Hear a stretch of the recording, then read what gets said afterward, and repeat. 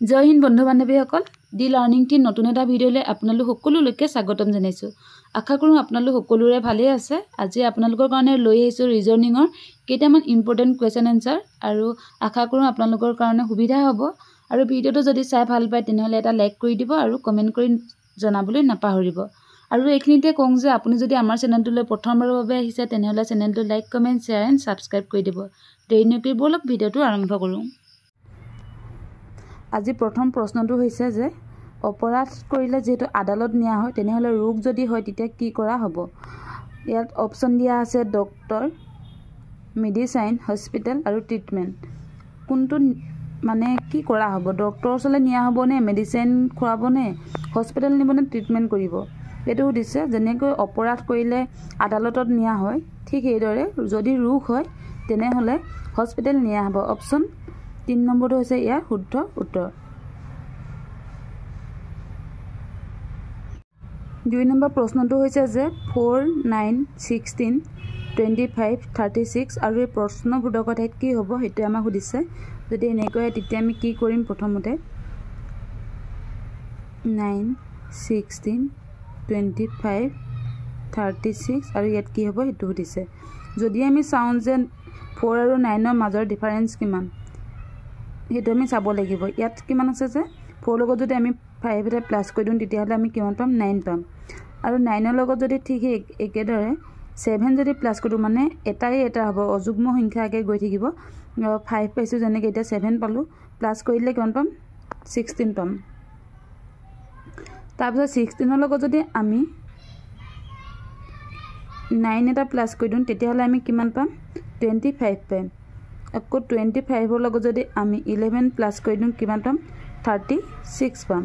ঠিক সেইদৰে 36ৰ লগত কিমান প্লাছ কৰিলে আমি ইয়াৰ উত্তৰটো পাম সেইটোৱে আমাক সুধিছে। গতিকে 36ৰ লগত যদি আমি এইখিনি আগৰ দৰে কৰি অহা নিচিনাকৈ ইয়াত যদি আমি 13 এটা দি দিওঁ, 13 কৰোঁ, 36ৰ লগত যদি আমি 13 প্লাছ কৰি দিওঁ তেতিয়াহ'লে আমি ইয়াত কিমান পাম, সেইটোৱে হ'ব আমাৰ এনচাৰ।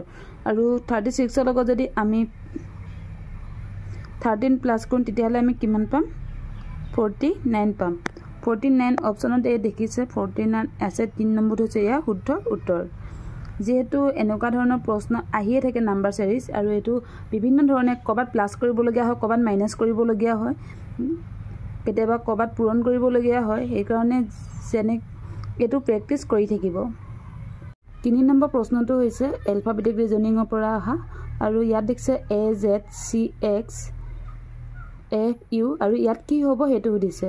যদি আমি এইটো কেনেকৈ কৰিম তেতিয়াহ'লে আমি কি কৰিব লাগিব, প্ৰথমতে এই প্ৰথম আখৰকেইটা আমি প্ৰথম চাম। যিহেতু ইয়াত ACF এইখিনি এলফাবেটখিনি আগৰখিনি হয়, আৰু ইয়াত দেখিছে যে ZXU এইখিনি লাষ্টৰখিনি হয়। সেইকাৰণে আমি কি কৰিম, প্ৰথমৰকেইটা আমি প্ৰথম চাই ল'ম যে ইয়াৰ মাজত ডিফাৰেঞ্চ কিমান আছে, মানে ইয়াৰ মাজত কি কি হৈ আছে সেইটো আমি চাব লাগিব। গতিকে আমি কি কৰিম যে প্ৰথম ইয়াত লিখি লৈছোঁ AZ, CX আৰু FU। তাৰপিছত কৈ চাম যে আমি ইয়াত মাজত কিমান আছে, ডিষ্টেঞ্চ কিমান আছে, যে A আৰু C মাজত কি আছে, B আছে, মানে এটা সংখ্যা আছে অকল। তাৰপিছত আমি চাম যে C আৰু Fৰ মাজত কেইটা আছে, C আৰু Fৰ মাজত কেইটা আছে, CDEF, মানে ইয়াত কিমান আছে, দুটা মাজত আখৰ আছে, দুটা আছে।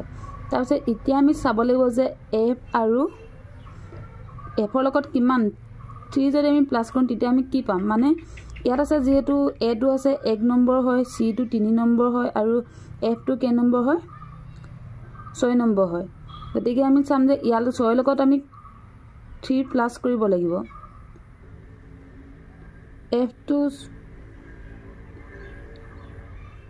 7 নম্বৰত আছে, এইটো ভুল হ'ব, এইটো Fটো 7 নম্বৰত আছে। যদি Fটো 7 নম্বৰত থাকে, 7ৰ লগত যদি আমি 3টো প্লাছ কৰি দিওঁ তেতিয়াহ'লে কিমান পাম, আমি 10 পাম। 10 নম্বৰত কোনটো এলফাবেট আছে সেইটো মনত থাকিব লাগিব। 10ৰ লগত কি আছে, J আছে, আৰু J যিহেতু ইয়াত আমি অপশ্যনত চালোঁ যে Jটো ইয়াত পালোঁ, এইটো J যিহেতু এটাই আছে গতিকে আমি এইটো আকৌ মিলাই নাথাকিলেও হ'ব, J এটাই যিহেতু আছে গতিকে এই 3 নম্বৰটোৱে শুদ্ধ উত্তৰ হ'ব। কিন্তু যদি J দুটা থাকে তেতিয়া আকৌ এই লাষ্টটো মিলাব লগা হৈ যাব। যদি অকল এটাই থাকে অপশ্যনত তেতিয়াহ'লে আপুনি যিটো প্ৰথমে পাব সেইটোৱে হ'ব আপোনাৰ শুদ্ধ উত্তৰ কাৰণ আকৌ পিছৰটো কি আছে এইটো হিচাপ কৰি বা এইটো চাই পিনি আপোনাৰ টাইম লছ কৰিব নালাগে যিটো আছে সেইটোৱে লিখি দিব এইটো 3 নম্বৰটো হৈছে শুদ্ধ উত্তৰ তেনেকৈ থাকে যদি আপুনি সময় পায় এনেকৈ ABCD খিনি এনেকৈ লিখি ল'ব পাৰে ABCD খিনি লিখি লৈ পিনি এটো আছে 3 নম্বৰত এতে 1 2 3 4 কেনেকৈ লিখি ল'ব পাৰে আৰু লিখি লৈ পিনি এনেকৈ কোনটো কে নম্বৰ আছে সেইটো যদি আপুনি জানে তেতিয়াহ'লে এইখিনি নিলিখিলে হ'ব যদি নাজানে তেতিয়াহ'লে এলফাবেটখিনি এনেকৈ লিখি লৈ কোনটো কে নম্বৰ আছে এনেকৈ চাই পিনি আপুনি কৰিব পাৰে এইটো কৰিবলৈ হ'লে আপোনাৰ টাইমটো বেছি লাগিব যদি এখন মুখস্থ কৰি থয় কোনটো কে নম্বৰত আছে তেতিয়াহ'লে আপুনি সোনকালে কৰিব পাৰিব 4 নম্বৰ প্ৰশ্নটো হৈছে যে 1 9 17 33 49 আৰু 73 তাৰ পিছৰ সংখ্যাটো কি হ'ব আমাক উলিয়াবলৈ দিছে আৰু অপচন দেখিছে যে 97 98 99 100 হৈ আছে এটো এতিয়া আমি কেনেকৈ কৰিম মই প্ৰথমতে অলপ লিখি লৈছো 1 9 7 17 আপোনালোকৰ মাজৰে বহুতে হয়তো ভাবে যে নাম্বাৰ সিৰিজৰ প্ৰশ্ন আহিলে বা ৰিজনিংৰ এনেকুৱা ধৰণৰ প্ৰশ্ন আহিলে মই বহুত জলদি কৰিব পাৰিম সেইকাৰণে প্ৰেক্টিস নকৰিলেও হ'ব তেনেকৈ যদি ভাবি আছে তেনেহলে ভিডিওটো ইমানখিনিতে ৰাখি লৈ ইয়াৰ অপচন যেটো 97 হয় আৰু এটো আপোনালোকে নিজে বা কৰি চেষ্টা কৰি চাওক যে আপোনাৰ কিমান টাইম লাগিছে তেতিয়া আপুনি গম পাব যে এটো প্ৰেক্টিস কৰিব লাগে নে নালাগে এটো 97 হয় ইয়াত আৰু এই 97 টো কেনেকৈ হ'ল আপুনি খুব বেছি 2 মিনিটৰ ভিতৰত নিজে বা কৰি উত্তৰ এনসাৰটো উলিয়াই চাওক যদি নোৱাৰে তেতিয়াহলে গম পাব যে ৰিজনিংৰ পৰা কেনেকুৱা ধৰণৰ প্ৰশ্ন আহে মানে অকমান প্ৰশ্নটো দেখাত ইজি জানে যে ইয়াত কিবা এটা বহিব ইয়াৰে কিন্তু ইখিনি কেনেকৈ হৈ পালেগে হেতু আপুনি নিজে এক্সাম হলত এটা এটাকৈ হিচাপ কৰি চাউন্তে আপোনাৰ তাতে বহুত টাইম সোমাই যায় সেইকাৰণে এনেকুৱা ধৰণৰ প্ৰশ্নবিলাক সদায় প্ৰেক্টিস কৰি থাকিব লাগে এতিয়া যেহেতু 97 আৰু 97 টো কেনেকৈ পালো মই বা কৰি দেখুৱাই দিছো এটো লগত ইয়াত এতিয়া 1 ৰ পৰা 9 হল 9 ৰ পৰা 17 হল কেনেকৈ হল 1 ৰ লগত যেহেতু আমি যদি 8 এটা প্লাস কৰি দিও প্লাস 8 যদি কৰি দিও তেতিয়া আমি কিমান পাম 9 পাম আকৌ 9 ৰ লগত যদি আমি 8 এটা প্লাস কৰি দিও তেতিয়া হলে আমি কিমান পাম 17 পাম এতিয়া এখিনতে চাব যে 17 ৰ লগত যদি আমি 8 এটা প্লাস কৰি দিও 17 ৰ লগত যদি আমি 8 এটা প্লাস কৰি দিও তেতিয়া হলে আমি 33 পাম জানো গতিকে এইখিনতে আকৌ বহুতখিনি পাজুল লাগি যাব তেনেকৈ যদি নহয় আকৌ আপুনি হৰণ কৰিব বা আকৌ পূৰণ কৰিব কবা লগত যোগ কৰি চাব তেনেকৈ কৰি থাকোঁতে আপোনাৰ বহুত টাইম গুচি যাবগে ৰিজনিংত আৰু এতিয়া এইখিনি চাব যে 17 ৰ লগত যেহেতু 8 প্লাস কৰিলে 33 না পাম গতিকে আমি কি কৰিব লাগিব এই 8 টো আমি দুগুণ লব লাগিব 8 টো যদি আমি দুগুণ কৰি দিও তেতিয়া আমি কি পাম 16 পাম গতিকে 17 ৰ লগত যদি আপুনি 16 টো যদি প্লাস কৰি দিয়ে তেতিয়া হলে আপুনি 33 পাব আকৌ 33 লগত যদি আপুনি 16 টো প্লাস কৰি দিয়ে তেতিয়া হলে আপুনি কি পাব 49 পাব আকৌ 49 ৰ লগত আপুনি যদি 16 টো প্লাস কৰি দিয়ে তেতিয়া হলে আপুনি 73 নাপায় আকৌ এইখিনিতে এটা পাজুল লাগি গল যেটো ইয়াত দুটা দেখিলে ইয়াত 8 দুবাৰ হল আৰু 16 টো দুবাৰ হল এতিয়া ইয়াত কি হ'ব যেটো 49 ৰ লগত প্লাস কৰোঁতে 16 প্লাস কৰিলে যেটো 73 নহয় তাৰ লগত আমি কি কৰিব লাগিব 80 লগত আমি এবাৰ 8 ৰ লগত এবাৰ 3 গুণ কৰিব লাগিব কিমান পাম 24 পাম গতিকে 20 এতিয়া আমি কি কৰিব লাগিব 49 ৰ লগত 24 প্লাস কৰিব লাগিব 24 প্লাস কৰিলে আমি কিমান পাম 73 পাম আৰু 73 লগত এতিয়া কি কৰিব লাগিব 24 টো প্লাস কৰিব লাগিব গতিকে 73 লগত যদি 24 টো প্লাস কৰি দিও তেতিয়া হলে আমি কিমান পাম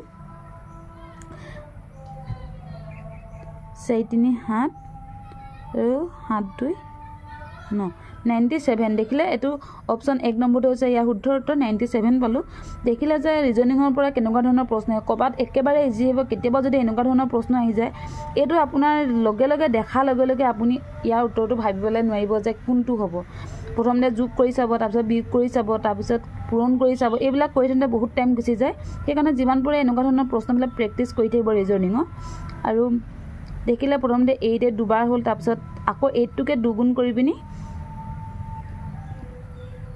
16 হল আকৌ তাৰ লগত 3 বাৰ 3 লগত পূৰণ কৰি পিনি 8 to 24 পালো তেনেকৈ দেখিলে কেনেকৈ কৰা হৈছে আৰু এবাৰ আমি নেক্সট প্ৰশ্ন আলোচনা কৰোঁগৈ 5 নম্বৰ প্ৰশ্নটো হৈছে যে এ বিতকৈ ওখ বি এ দৰে ওখ নহয় কিন্তু চিতকৈ ওখ ডি বিৰ দৰে ওখ নহয় কিন্তু চিতকৈ ওখ আটাইতকৈ ওখ কোন ইয়াত দেখিছে যে এ বি চি ডি চাৰিজনৰ কথাই কোৱা হৈছে আমি ইয়াত প্ৰথমতে কি কৰিম কেজন মানুহ বা কেজন এনেকৈ এ বি নাথাকি আপোনাৰ নামো থাকিব মানুহৰ নাম দিয়া থাকিবও পাৰে গতিকে আপুনি এইটো এ টু মানুহৰ নাম বুলি ধৰি লওক এ বি চি ডি মানে আমাৰ চাৰিজন মানুহৰ ওখ কোন হেতু আমাক উলিয়াবলৈ দিছে এ বি চি ডি চাৰিজন মানুহৰ কথাই কোৱা হৈছে আৰু ইয়াৰ আটাইতকৈ ওখ কোন লাষ্টত কৈছে যে আটাইতকৈ ওখ কোন হেতু উলিয়াবলৈ দিছে এইটো আপুনি ৰিজনিঙৰ প্ৰশ্নবিলাক কেনেকৈ আলোচনা আপুনি জানিছো নাই জানা বা পাৰিছো নাই পৰা এইটো টেষ্ট কৰি চাবলৈ হ'লে ভিডিঅ'টো ইমানতে ৰাখি ল'ব সদায় ভিডিঅ'টো ৰাখি আপুনি নিজে বা কৰিবলৈ চেষ্টা কৰক যে আপোনাৰ শুদ্ধ উত্তৰটো উলিয়াব পাৰিছেনে নাই ইয়াৰ পৰা যদি আপুনি আপোনাৰ এনসাৰটো উলিওৱাৰ পিছত ভিডিঅ'টো চাব যে কৰা হৈছে মই কৰি যাম যেতিয়া বা বেলেগৰ ভিডিঅ' চালো এনেকৈ চাব যে লাষ্টৰ এনসাৰ কি পাইছে যদি মিলিছে তেনেহ'লে আপুনি গম পাব যে আপুনি বুজি পাইছে বা আপোনাৰ এনেকুৱা ধৰণৰ প্ৰশ্নবিলাক কৰিব পাৰিব বুলি আপোনাৰ তেতিয়া নিজৰ ওপৰতে বিশ্বাসটো হ'ব আৰু এতিয়া আমি প্ৰশ্নটোলৈ যাওঁ প্ৰশ্নত কৈছে যে আটাইতকৈ ওখ কোন গতিকে আমি এফালৰ পৰা পঢ়ি যাম যে কোন ওখ কোন চাপক হেতু কোন সমান হেতু আমি এতিয়া পঢ়ি যাম আৰু লগতে ইয়াত লিখি যাম ইয়াত কৈছে যে এ বিতকৈ ওখ এইখিনিতে লিখিছো এ বিতকৈ ওখ মানে এ বিতকৈ ওখ মানে আমি ওপৰলৈ দি লৈছো নিজে বুজি পাবৰ কাৰণে দিছো যদি ওখ হয় ওপৰলৈ দিম চাপ হলে তললৈ দিম যদি সমান হয় সমানকৈ দিম এনেকৈ দিম বুলি নিজে আপুনি মনতে ভাবি ল'ব তাৰ পিছত প্ৰশ্নবিলাক লিখিব এতিয়া কৈছে যে এ বিতকৈ ওখ মানে বিতকৈ এ ওখ গতিকে আমি ওপৰত ৰাখিলো তাৰ পিছত কৈছে যে বি এৰ দৰে ওখ নহয় কিন্তু চিতকৈ ওখ বি কিন্তু এৰ সমান ওখ নহয় কিন্তু চিতকৈ ওখ গতিকে চি চাপ হৈ আছে চি চাপ চিতকৈ বি ওখ বিতকৈ এ ওখ আকৌ কৈছে যে ডি বিৰ দৰে ওখ নহয় কিন্তু চিতকৈ ওখ ডি আকৌ বিৰ সমান ওখ নহয় মানে বিতকৈ ডিটো চাপৰ হয় কিন্তু চিতকৈ ওখ হয় গতিকে কি কৰিম বিতকৈ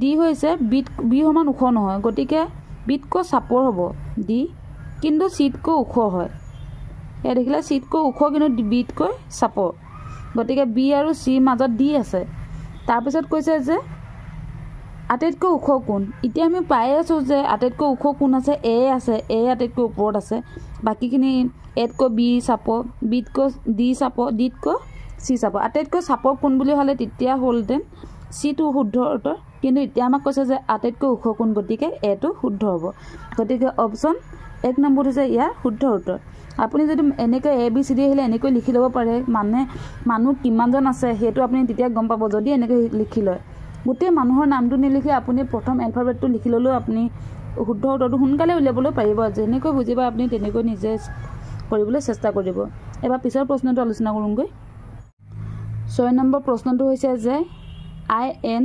126 আৰু WIN 2898 আৰু ইয়াত আছে কিমান 10 KIN ইয়াত কি হ'ব মানে এইটো দেখিছে যে IN যদি 126 হয় WIN যদি 2898 হয় দেন KIN কি হ'ব সেইটো আমাক সুধিছে এতিয়া আমি চাম যে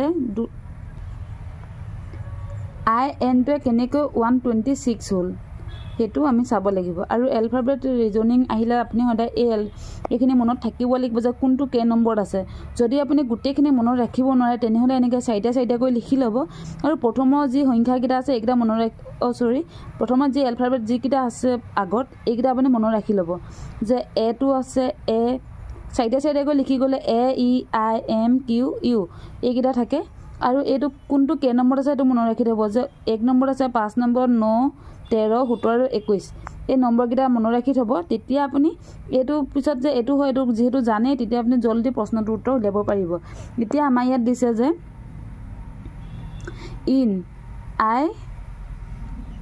IN আৰু আই টু কে নম্বৰ আছে, আই টু 9 নম্বৰ আছে আৰু এন টু কে নম্বৰ আছে, সেইটো যদি মনত নপৰে তেনেহ'লে আপুনি যেহেতু ইয়াত দেখিছে যে এম টু 13 নম্বৰ আছে, গতিকে এন টু হ'ব 14 নম্বৰ।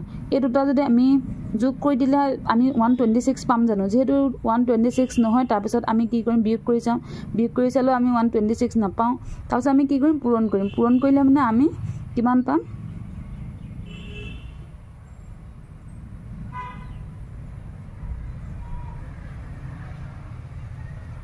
পটাটো ওলোটা হৈ গ'ল, কিন্তু 126 পাম।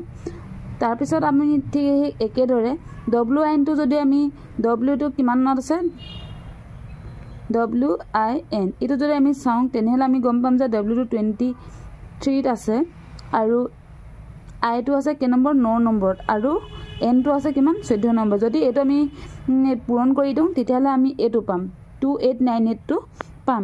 তাৰপিছত এতিয়া আমাক সুধিছে যে KIN-টো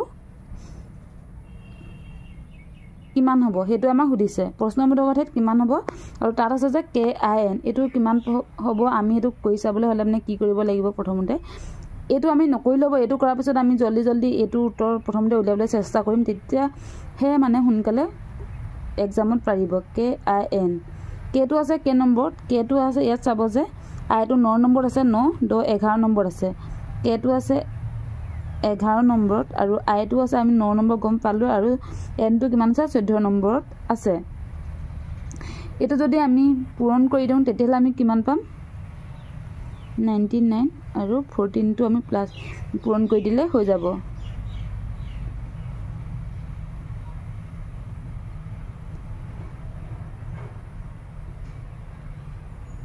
তাৰপিছত আমি কি কৰিম, 9 হৈ গ'ল, 6 9 9 18 8 উকলিলে 1, গতিকে কিমান পালোঁ, 1386 আছেনে অপশ্যনত চাব লাগিব যে অপশ্যনত আছে। 2 নম্বৰটো হৈছে ইয়াৰ শুদ্ধ উত্তৰ। দেখিলে 7 নম্বৰ প্ৰশ্নটো হৈছে যে পঢ়া জ্ঞান কাম হ'লে কি হ'ব আমাক সুধিছে। পঢ়িলে যিহেতু জ্ঞান হয়, মানুহে যেতিয়া যিমান পঢ়ে সিমান জ্ঞান হয় বুলি কয়, আৰু তেনেহ'লে কাম হ'লে মানে ইয়াত কি হ'ব, ব্যস্ততা হ'বনে, অভিজ্ঞতা হ'বনে, পৰীক্ষা হ'বনে, নিযুক্তি হ'ব। এতিয়া আমাক সুধিছে যে কাম মানে কি হয়। যদি আমি পঢ়িলে যদি জ্ঞান হয় তেনেহ'লে আমি কাম কৰিলে কি পাম, কাম কৰিলে আমি ব্যস্ততা যিহেতু নহয়, কাম কৰিলে আমি কি পাম, অভিজ্ঞতা পাম। পঢ়িলে যিহেতু জ্ঞান হয় আৰু কাম কৰিলে আমি কি হ'ব, অভিজ্ঞতা পাম। অপশ্যন 2 নম্বৰটো হৈছে ইয়াৰ শুদ্ধ উত্তৰ। এবাৰ 8 নম্বৰ প্ৰশ্নটো লৈ যাওঁ। 8 নম্বৰ প্ৰশ্নটোত আছে যে ABCD হৈছে 24, দেন DE কিমান। যদি ABCD 24 হয় তেন্তে DE কিমান হ'ব আমাক সুধিছে। যদি আমি চাওঁ যে ABCD এইটো যদি চাওঁ কোনটো কে নম্বৰত আছে সেইটো যদি আমি চাবলৈ হয় তেতিয়াহ'লে এটো আছে কিমান, এটো আছে 1 নম্বৰ, বিটো আছে 2 নম্বৰ, চিটো আছে 3 নম্বৰ, আৰু ডিটো আছে 4 নম্বৰ। যদি আমি এই গোটেইকেইটা যদি আমি পূৰণ কৰি দিওঁ, পূৰণ কৰি দিলে আমি কিমান পাম, এই গোটেইকেইটা যদি পূৰণ কৰি দিওঁ তেনেহ'লে 24 পাম। ঠিক এইদৰে ডি আৰু ই, ডিটো আৰু ইটো কোনটো কে নম্বৰত আছে সেইটো চাব লাগিব। ডিটো আছে 4 নম্বৰত আৰু ইটো আছে 5 নম্বৰ। যদি এই দুটা যদি আমি পূৰণ কৰোঁ তেতিয়াহ'লে আমি কিমান পাম, 20 পাম। গতিকে অপশ্যন 2 নম্বৰটো হৈছে ইয়াৰ শুদ্ধ উত্তৰ। তাৰপিছত আমি 9 নম্বৰ প্ৰশ্নটোলৈ যাম। 9 নম্বৰ প্ৰশ্নটোত আছে যে যদি আৰ আৰু পিৰ মাজত, যদি বুলি নাই, আৰ আৰু পিৰ মাজত কোন আছে। ইয়াত আমাক সুধিছে যে আৰ আৰু পিৰ মাজত কোন আছে সুধিছে, মানে ইয়াৰ মাজত কি হ'ব সেইটো আমাক সুধিছে। যদি আৰ আৰু পিৰ মাজত কোন আছে বুলি চাবলৈ যাওঁ তেতিয়াহ'লে কি হ'ব আমাৰ PQR, এইটো যেনিবা ওলোটাকৈ লিখি দিছে, গতিকে PQR। গতিকে অপশ্যন 1 নম্বৰ হৈছে ইয়াৰ শুদ্ধ উত্তৰ। কি আছে, কিউ আছে, আৰ আৰু পিৰ মাজত কিউ আছে। 10 নম্বৰ প্ৰশ্নটো হৈছে যে পুলিচ, শিক্ষক, মানুহ, আৰু এই তিনিটাৰ ভিতৰত ইয়াৰ কোনটো চিম্বল হ'ব এইটো আমাক সুধিছে। আৰু এতিয়া আমি চাম যে পুলিচ, শিক্ষক, মানুহ চাবলৈ গ'লে মানে মানুহৰ ভিতৰতে পৰে যে পুলিচ আৰু শিক্ষক, দুইটা একেই হয়, শিক্ষকো মানুহ হয় আৰু পুলিচো যিহেতু মানুহেই হয়, গতিকে ইয়াৰ লগত কোনটো মিলিব। এতিয়া আমি যদি চাওঁ যে এইটো ইয়াৰ লগত ইটোৰ লগত ইটো লাগি আছে গতিকে আমি জানো যে মানুহ আৰু শিক্ষক পুলিচ মানুহটো ভিতৰতে পুলিচ আৰু শিক্ষক আছে গতিকে ইয়াৰ ভিতৰত কোনটো হ'ব আমি ধৰি লৈছো এয়া মানুহ আৰু শিক্ষক আৰু পুলিচ ইয়াৰ ভিতৰতে থাকিব কাৰণ ইটো লগত ইটো লাগি থকা নাই মানুহৰ লগত পুলিচৰ লগত শিক্ষক লাগি থকা নাই মানুহৰ ভিতৰতে পুলিচ আৰু শিক্ষক আছে গতিকে অপচন 4 নম্বৰটো হৈছে ইয়া শুদ্ধ উত্তৰ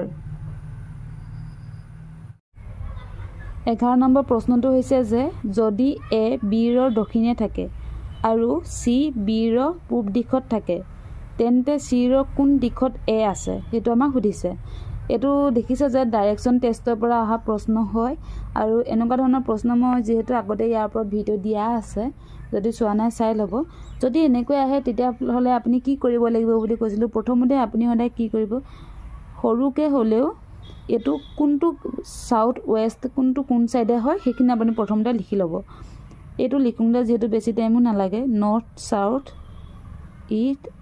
ইষ্ট আৰু ওয়েস্ট আৰু এটো হৈছে মেইন পইণ্ট এতিয়া আমাক কৈছে যে এ বিৰ দক্ষিণে থাকে এতিয়া আমাক কৈছে যে যদি আমি ইয়াত কৰি চাওঁ তেতিয়াহলে আমি কি কৰিব লাগিব প্ৰথমতে প্ৰশ্নত কৈছে যে এ বিৰ দক্ষিণে থাকে বিৰ দক্ষিণে এটো আমি বি টো লিখি ললো প্ৰথম বি টো লিখিলে বিৰ দক্ষিণে কোন সাইড দক্ষিণটো ক'ত আছে তললৈ আহিব গতিকে এ তলত আছে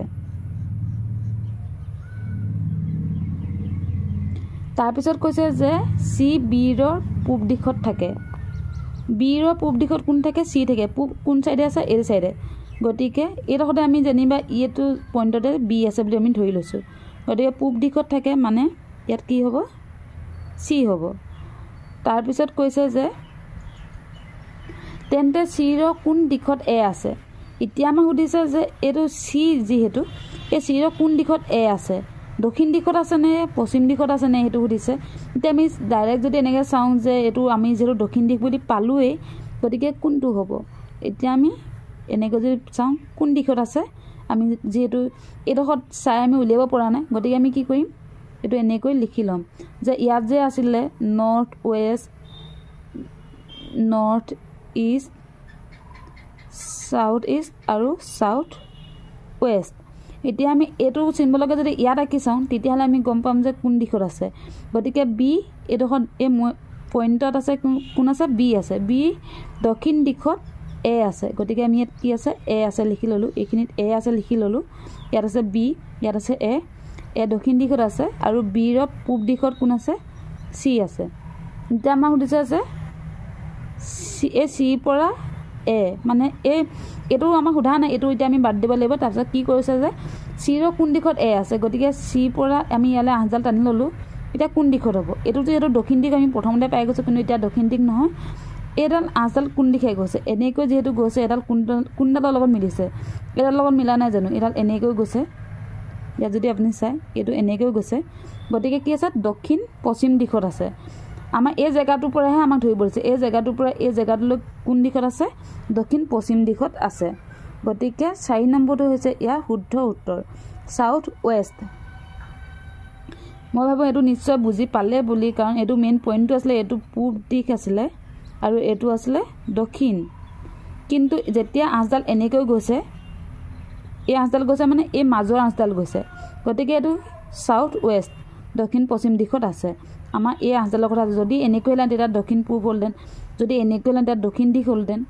যেটো কথা যৰ পৰা সুধিছে আমি তাৰ পৰা আমি ভাবিব লাগিব এইডোখৰ কথা ভাবি থাকিলে নহব গতিকে অপচন 4 নম্বৰটো হৈছে ইয়া শুদ্ধ উত্তৰ মই ভাবিছো এটো ভালকৈ বুজি পালে বুলি 12 নম্বৰ প্ৰশ্নটো হৈছে যে আজি যদি সোমবাৰ হয় তেন্তে 25 দিনৰ পিছত কি বাৰ হ'ব আমাক এটো সুধিছে যদি ক্যালেন্ডাৰ পৰা এনেকুৱা ধৰণৰ প্ৰশ্ন আহে তেতিয়াহলে আপুনি কি কৰিব লাগিব আজি সোমবাৰলে 25 দিনৰ পিছত কি বাৰ হ'ব 25 দিনৰ পিছত যেহেতু কি বাৰ হ'ব সুধিছে তেতিয়া আমি হলে কি কৰিম একেবাৰে ইজি এটো 25 টো আমি 7 এৰে হৰণ কৰিব লাগিব 7 এৰে হৰণ কৰিলে কিমান পাম 7 3 গুণ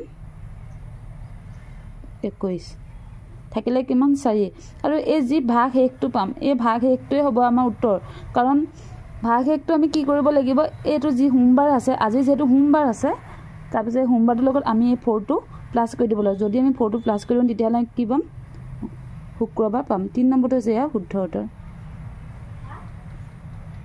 13 নম্বৰ প্ৰশ্নটো হৈছে যে ৰাহুল মোহনৰ পূব দিশত আছে, ৰাম মোহনৰ দক্ষিণে আৰু ববি ৰামৰ পূব দিশত আছে।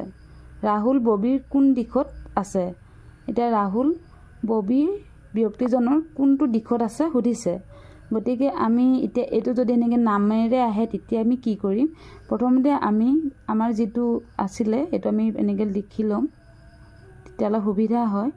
নৰ্থ, চাউথ, ইষ্ট আৰু ৱেষ্ট এইখিনি আমি লিখি ল'লোঁ। তাৰপিছত এতিয়া কৈছে যে ৰাহুল মোহন, ইয়াত কোন ব্যক্তি কোন কোন আছে?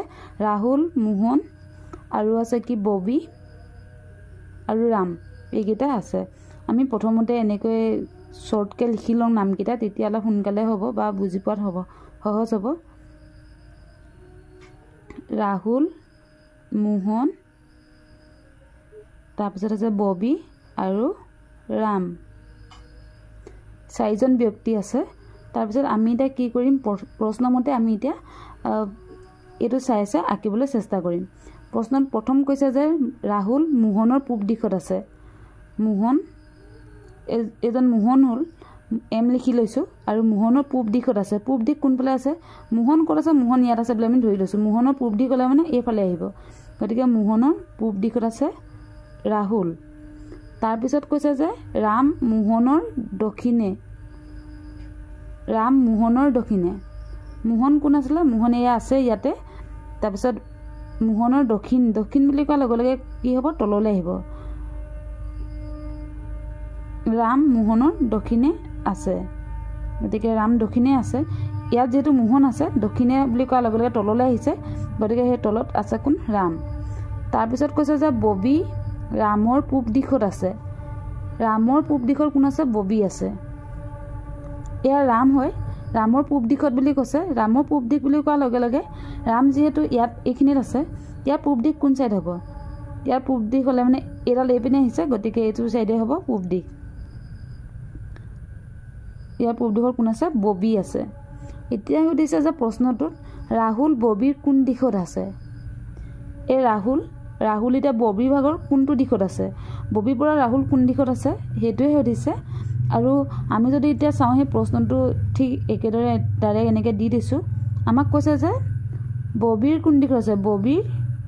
ৰাহুল ববিৰ কোন দিশত আছে? ববিৰ ওপৰলৈ গৈছে যিহেতু উত্তৰ দিশ হ'ব, মানে ববি এইখিনিত আছে। ববি যদি এইটো চাইড চাওঁ আমি পশ্চিম, ইপিনে চাম পূব, আৰু যদি ববিৰ তললৈ চাওঁ তেতিয়া হ'ব দক্ষিণ, আৰু ববিৰ যদি ওপৰলৈ চাওঁ তেতিয়া উত্তৰ হ'ব। যদি ওপৰলৈ চাওঁতে উত্তৰ হয়, উত্তৰত কোন আছে? ৰাম আছে, ৰাহুল আছে। গতিকে বিৰ ওপৰত কোন আছে? আৰ আছে, মানে ৰাহুল আছে। কোন দিশত আছে? উত্তৰ দিশত আছে। উত্তৰ দিশ হ'লে কোনটো হ'ব? এই অপশ্যন 2 নম্বৰটো হৈছে ইয়াৰ শুদ্ধ উত্তৰ। নৰ্থ মানে উত্তৰৰ দিশত আছে। যদি আপুনি ইয়াতো ঠিক সেই একেদৰে কৰিছে এইকেইডালৰ মতে, তেতিয়া আপুনি তেনেকৈয়ে পাব। 14 নম্বৰটো কৰিবলৈ আহিছোঁ, আৰু 14 নম্বৰটো যদি এনেকৈ দিয়া থাকে তেতিয়া আপুনি ইয়াৰ কোনটো ইয়াত হ'ব? মানে আমাক সুধিছে যে 5, 1, 3, 16, 25 এইবিলাক এনেকৈ আছে, আৰু এই 1ৰ ঠাইত কি হ'ব সেইটো আমাক সুধিছে। যদি আমি চাওঁ যে 4, এইটো যদি আমি স্কুৱাৰ কৰি দিওঁ 16 পাম, 3টো স্কুৱাৰ কৰিলে 9 পাম, আৰু 5টো স্কুৱাৰ কৰিলে 25 পাম। যদি 1টো স্কুৱাৰ কৰি দিওঁ তেতিয়াহ'লে আমি কি পাম? 1টো যদি আমি 1ৰ লগত যদি পূৰণ কৰি দিওঁ তেতিয়া আমি কি পাম? 1এৰে পাম। গতিকে ইয়াৰ অপশ্যন কি হ'ব? 4 নম্বৰটো ইয়াৰ শুদ্ধ উত্তৰ। এবাৰ 15 নম্বৰ প্ৰশ্নটোলৈ আহিছোঁ। 15 নম্বৰটোত আছে যে PQRST 5জন ব্যক্তি। পি কিউতকৈ চাপৰ কিন্তু টিতকৈ ওখ, আৰ হৈছে আটাইতকৈ ওখ, আৰু এছ কিউতকৈ অলপ চাপৰ আৰু পিতকৈ অলপ ওখ। আটাইতকৈ চাপৰ কোন সুধিছে। ইয়াত যিটো আমাক আটাইতকৈ কোন চাপৰ সেইটো সুধিছে। গতিকে আমি এনেকুৱা ধৰণৰ যদি প্ৰশ্ন আহে তেতিয়া আমি কি কৰিম? প্ৰথমতে আমাক 5জন ব্যক্তি দিছে, PQRST। এতিয়া আমাক কৈছে যে আমি এতিয়া এনেকৈ এইটো প্ৰথমতে লিখি ল'লোঁ। এতিয়া আমি এফালৰ পৰা পঢ়ি যাম আৰু কোনডোখৰত চাপৰ ওখ সেইটো আমি মিলাই গৈ থাকিম। এতিয়া আমাৰ প্ৰথমতে কৈছে যে পি কিউতকৈ চাপৰ কিন্তু টিতকৈ ওখ। পি কথা কৈছে প্ৰথম পি কিউতকৈ চাপৰ, গতিকে ওখলৈ যাব ই। পি কিউতকৈ চাপৰ বুলি কৈছে যিহেতু পি কিউতকৈ চাপৰ মানে পি ওখ, কিউটো অলপ ওখ হয়।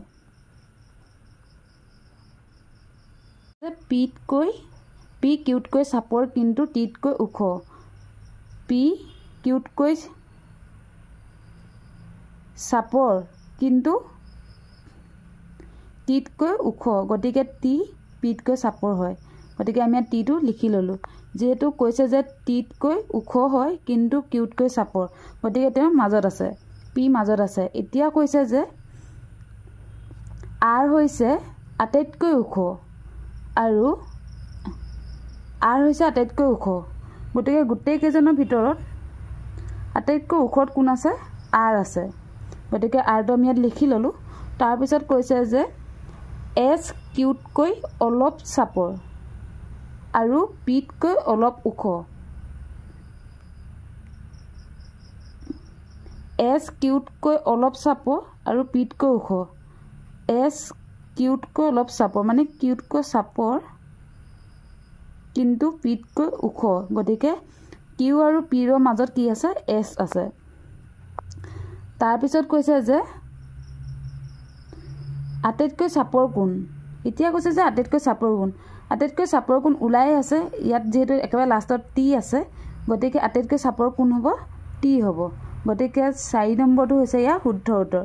কিন্তু মই ভাবোঁ বুজি পালে বুলি আপোনালোকে প্ৰথমতে এনেকৈ লিখি ল'ব। যদি বুজি পাবলৈ টান হৈছে তেনেহ'লে মই আকৌ আৰু এবাৰ কৈ দিছোঁ অলপ খৰধৰকৈ, আপোনালোকে সেইমতে কৰি চাব, নিশ্চয় পাৰিব। ইয়াত কৈছে যে পি কিউতকৈ চাপৰ, এইটো কিউ হয়, কিউতকৈ পি চাপৰ হয়। তাৰপিছত কৈছে যে কিন্তু টিতকৈ ওখ, গতিকে টিতকৈ ওখ পি। তাৰপিছত কৈছে আৰ হৈছে আটাইতকৈ ওখ, গতিকে গোটেইখিনিৰ ভিতৰত আৰ হৈছে আটাইতকৈ ওখ, আৰ একেবাৰে ওপৰত আছে। গতিকে তাৰপিছত কৈছে যে এছ কিউতকৈ অলপ চাপৰ কিন্তু পিতকৈ ওখ। কিউতকৈ অলপ চাপৰ কিন্তু পিতকৈ ওখ, মানে এই দুইজনৰ মাজত আছে এছ, গতিকে একেবাৰে চাপৰ টিটোৱে ওলাই আছে। গতিকে অপশ্যন 4 নম্বৰটো ইয়াৰ শুদ্ধ উত্তৰ। আশা কৰোঁ এইটো ভালকৈ বুজি পালে বুলি। আজি ভিডিঅ'টো ইমানেই। ভিডিঅ'টো চাই কেনেকুৱা পালে জনাবলৈ নাপাহৰিব আৰু যিমান পাৰে বন্ধুবৰ্গলৈ শ্বেয়াৰ কৰিব। নতুন এটা ভিডিঅ'ত আকৌ লগ পাম। ধন্যবাদ।